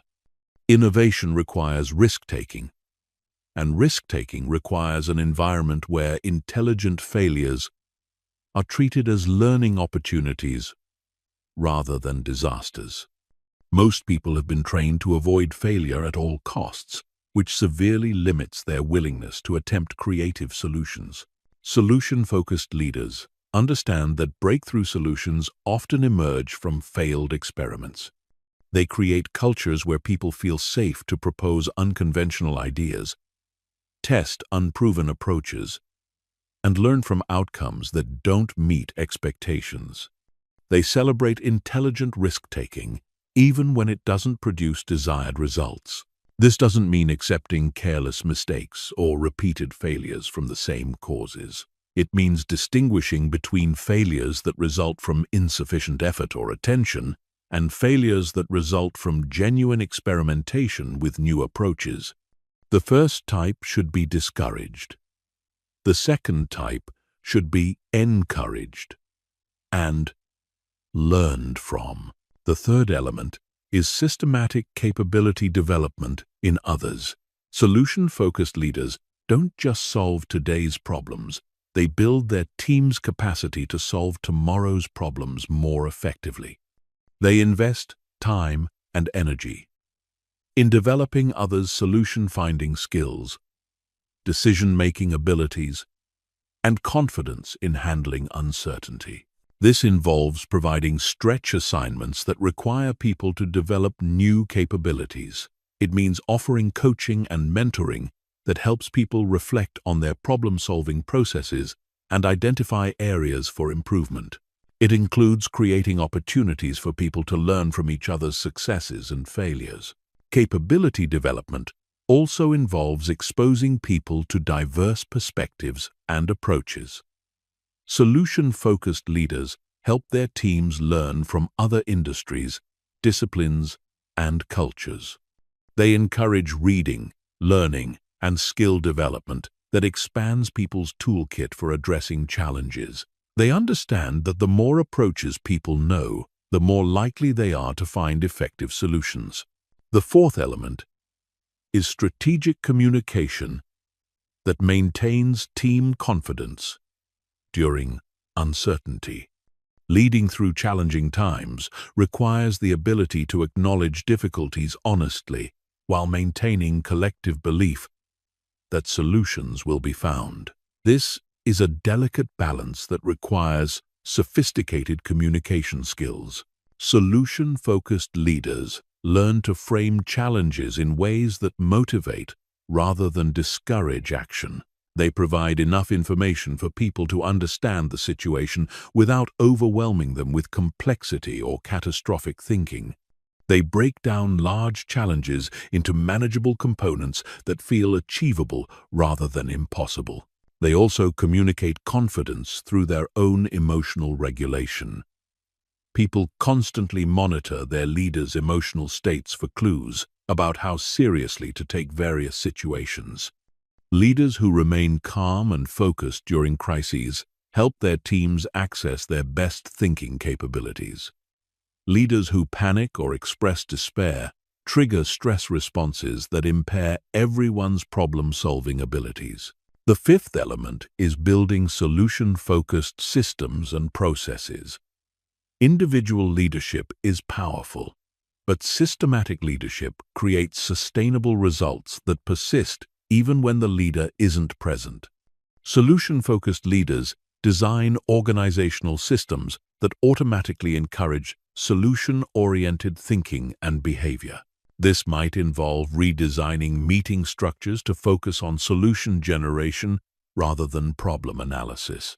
It could mean implementing decision-making frameworks that help teams evaluate options systematically rather than reactively. It might include creating recognition and reward systems that celebrate creative problem-solving and innovative thinking.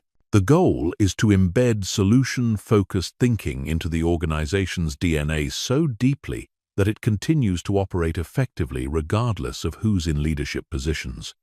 This requires thinking systematically about how culture is created and maintained through everyday practices, policies, and procedures. The sixth element is developing other solution-focused leaders. True leadership mastery involves creating other leaders rather than just accumulating followers.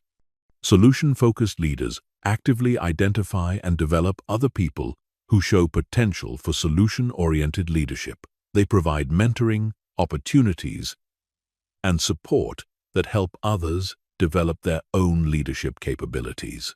This multiplication effect creates exponential impact.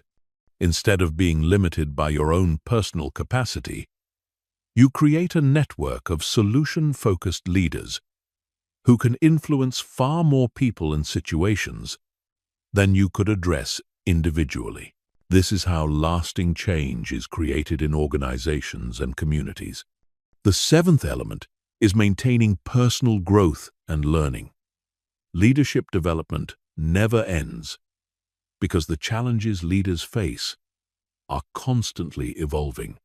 Solution-focused leaders remain committed to their own learning and development throughout their careers.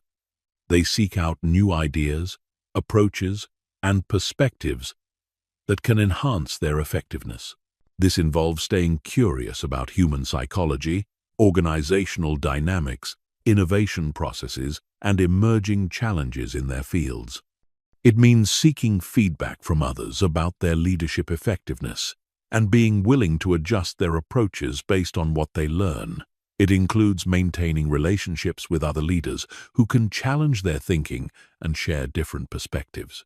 Solution-focused leadership is ultimately about creating more solution-focused thinking in the world. Every person you help develop solution-finding capabilities goes on to help others develop similar capabilities. Every organization you influence towards solution-focused culture becomes a model for other organizations. Every challenge you help people solve builds their confidence to tackle even more difficult challenges in the future. This ripple effect is how individual mastery becomes societal transformation. By committing to the long-term path of solution-focused leadership, you're not just improving your own life or career. You're contributing to a fundamental shift in how humanity approaches its challenges, from reactive problem focus to proactive solution creation. Chapter 15. Your solution. Focused future. Living beyond problems forever. You now possess something that most people never develop: a complete understanding of how to transform any challenge into an opportunity for growth, innovation, and breakthrough results. You understand why your brain defaults to problems, how to override that programming, and what specific techniques to use for finding solutions in any situation.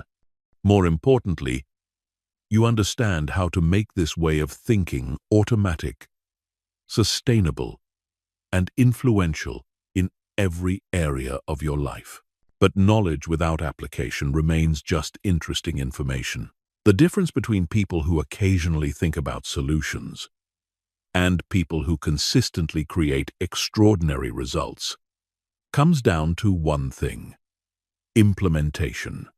Everything you've learned means nothing unless you commit to making solution-focused thinking your default mode of operation. Starting today. Starting with the very next challenge you encounter. This isn't about perfection. You will still have moments when you slip back into problem-focused thinking.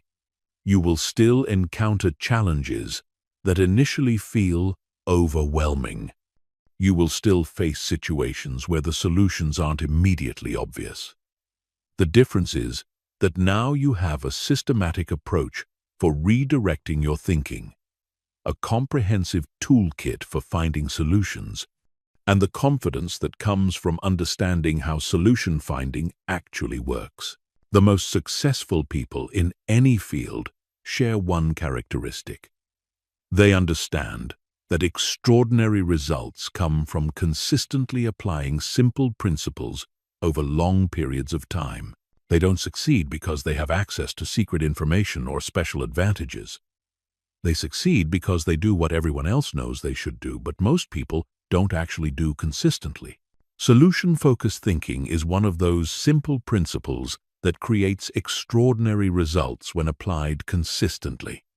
Every day that you choose solutions over problems, every conversation where you redirect from analysis to action, every challenge where you ask, "How can I solve this?" instead of, "Why is this happening?" you're building a track record of results that compounds over time. The compound effect of solution-focused thinking is more powerful than most people realize. Each problem you solve makes you better at solving the next problem. Each solution you implement teaches you something that helps you find future solutions more quickly. Each challenge you overcome builds confidence that allows you to attempt more difficult challenges. Each success creates momentum that makes the next success more likely.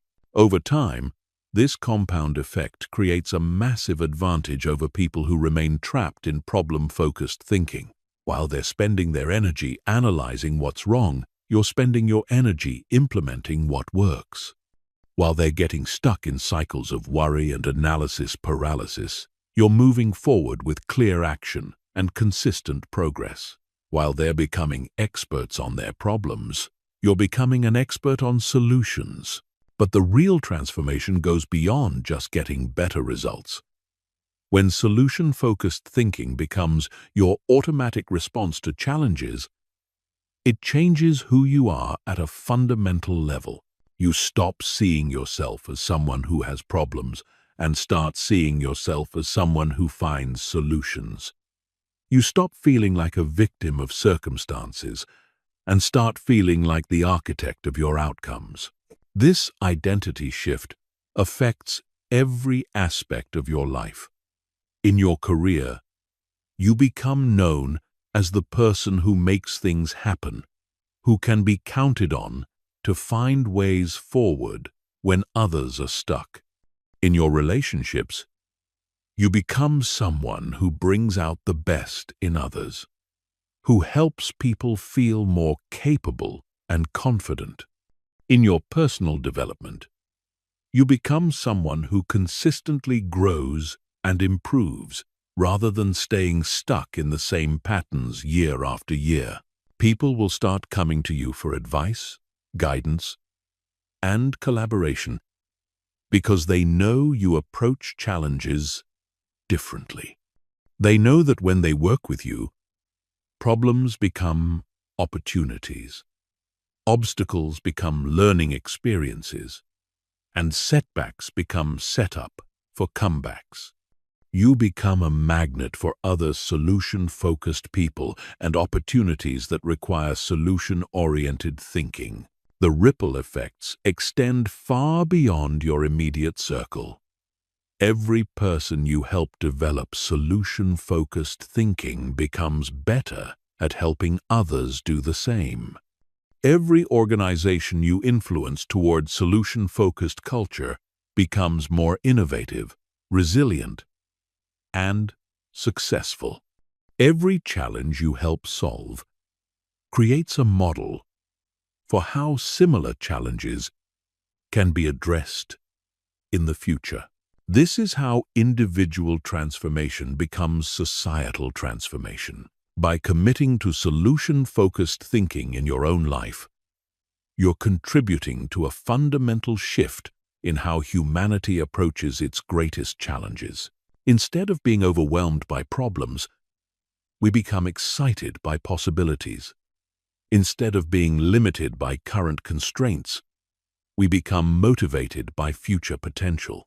The future belongs to people who can find solutions where others see only problems, who can create opportunities where others see only obstacles, who can maintain confidence and creativity when others are paralyzed by complexity and uncertainty.